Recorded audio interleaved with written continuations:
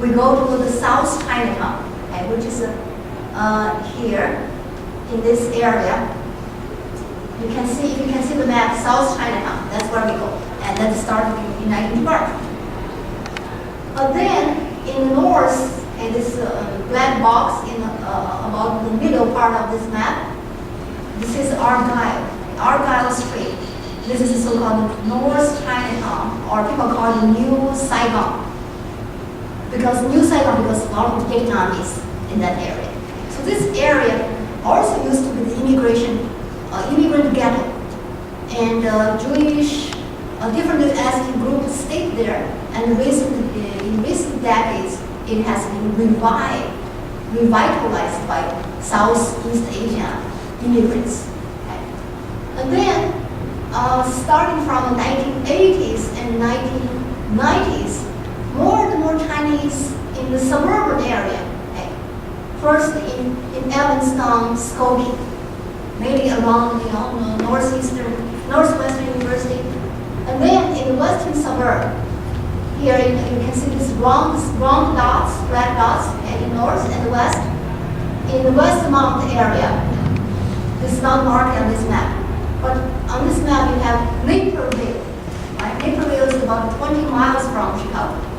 It is also now considered as part of Chicagoland.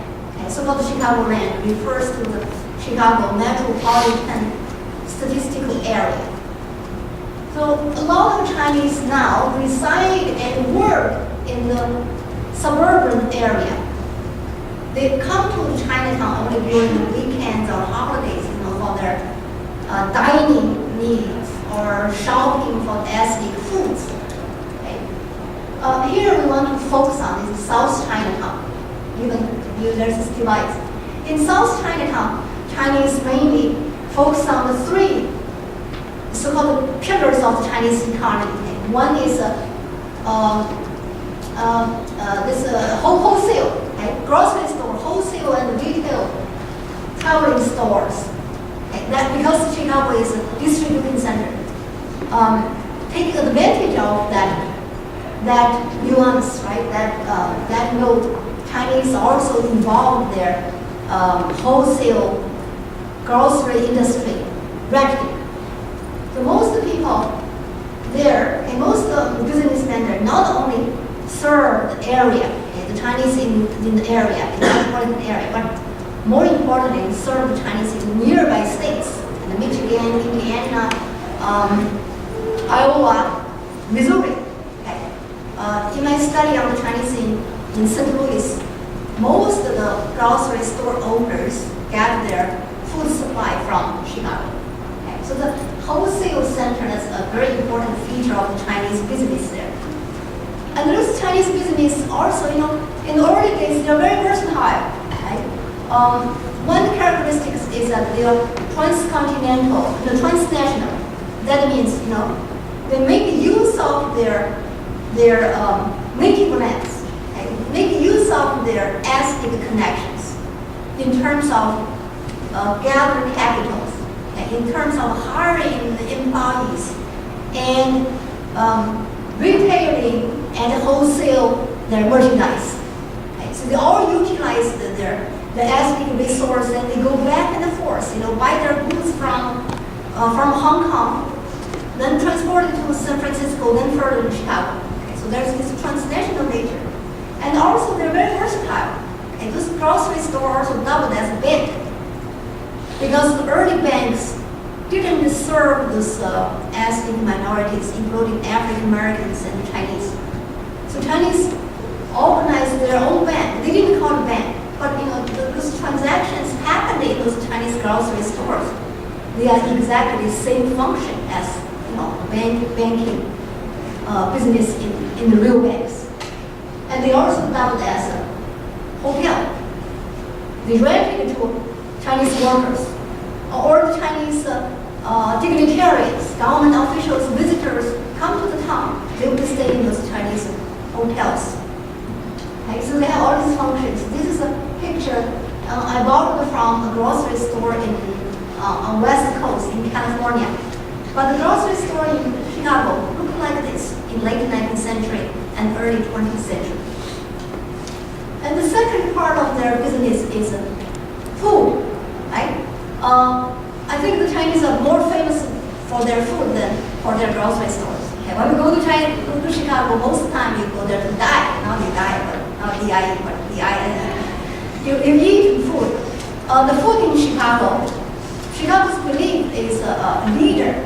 Okay, unlike this conventional belief that people still think Chicago is a part of the Midwest, and the Midwest is considered more behind the East Coast than the West Coast, right? The hinterland. But actually, the Chinese restaurant tours in Chicago led the trend of the Chinese fine dining. For example, this gentleman in the picture, his name was Qi Fanghuo.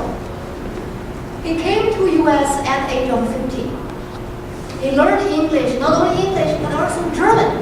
So he could speak German fluently, and he joined the social clubs.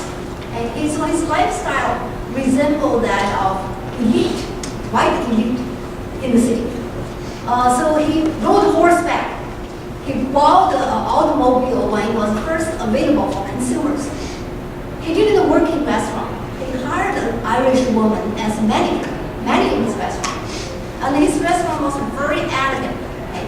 The capital was around $70,000, which if you calculate it into the $2,000 figure, it's a lot. Okay? So the restaurant was very elegant, elegantly designed, decorated, very comparable to the most trendy restaurant in town. And in terms of elegance, they can compete with even today's fancy restaurants, upper scale, higher end restaurant. So that is something less known to the general public and even to scholars. So that is also something interesting about the Chinese merchants or Chinese economy in Chicago. The Chinese restaurant tours, because they made good money, so they very cleverly and aggressively promoted their business. One good example is that they promoted it in the World Fair. Chicago hosted 2 World Expo, okay, one in 1893, another in 1943 and 44. So in this first World Fairs, the Chinese had Chinese village, and just like you experienced the World Expo in Shanghai. Maybe some of you did that, right, in 2010, if you have been there. So there's a village of all kinds representing different countries, different cultures. So in this 1893 World Expo, there's a Chinese village, which was sponsored by the local merchants. They invested $90,000, while the Chinese government didn't do anything, because the Chinese government protested the mistreatment of the Chinese immigrants. So didn't do anything. But the Chinese merchants, however, felt they need to promote their business, right? Promote Chinese culture. So they sponsored this China village and promote Chinese food in this Chinese village, so-called Asian coffee. We have China coffee, Chinese coffee there to promote it. And another famous restaurant tour, as well as other business owners, is this man here. His name is Huping Ling. He was a typical transnational merchant. He moved back and forth between China, San Francisco, Hong Kong, and South America, Panama. And because he had business in all these areas. So he was a typical transnational businessman. And his family here, his wife, his 2 boys, and a girl here. The boy in red is some relative, not his son. They were all dressed in the trendy Western clothes, and they lived in the upper scale apartment above their business, and they were closely associated with town's elite. He knew the immigrant officer very well, so he could in and out of the country easily, getting his return certificate approved. And the third kind of business is laundry, which was portrayed in a very famous book by Paul Sui on Chinese laundryman. The title is Chinese laundryman. So this is the major Chinese profession in Chicago as well as in other Chinese cities. And the Chinese business, the laundry business in Chicago also had a very elaborate and sophisticated operation.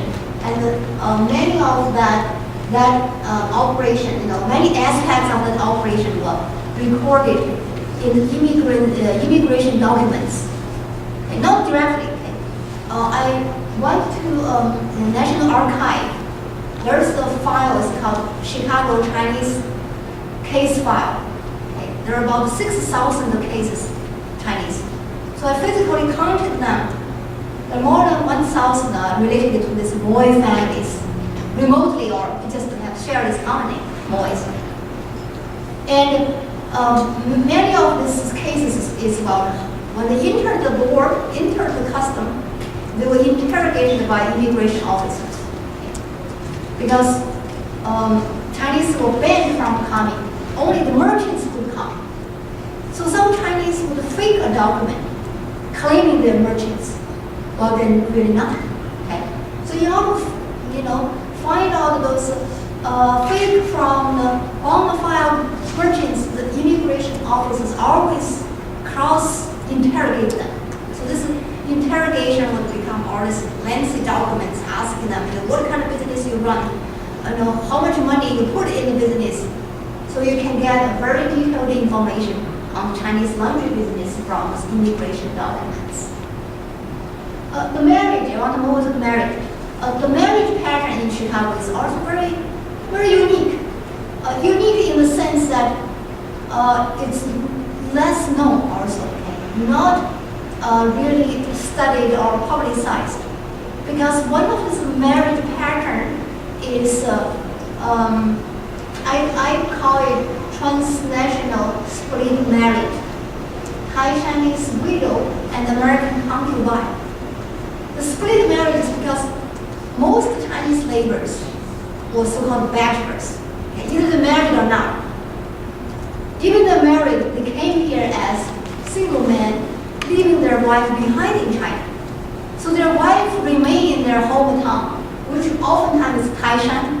Most Chinese came from a county called Taishan. Okay, so they're Thai Chinese. So their wife very likely lived a virtual widow's life. So I call them widow, okay, with quotation mark, Thai Chinese widow. But when they're in America, many of them had a second wife or common law partner with them.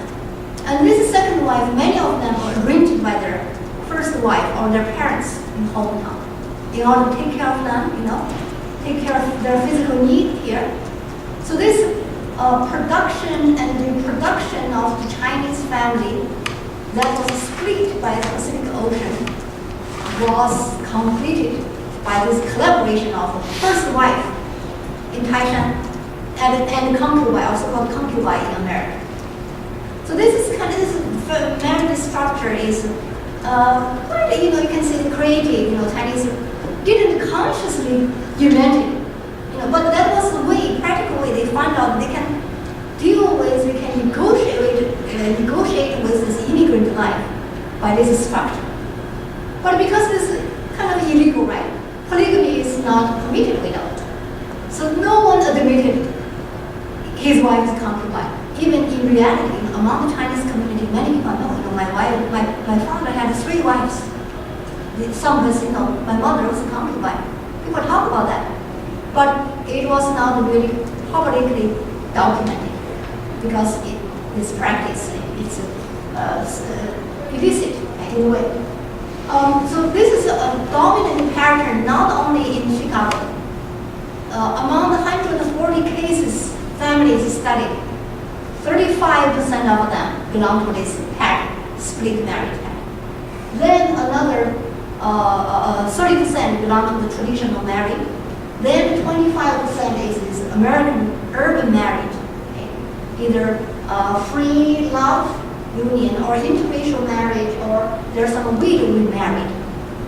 This pattern actually is quite representative of the Chinese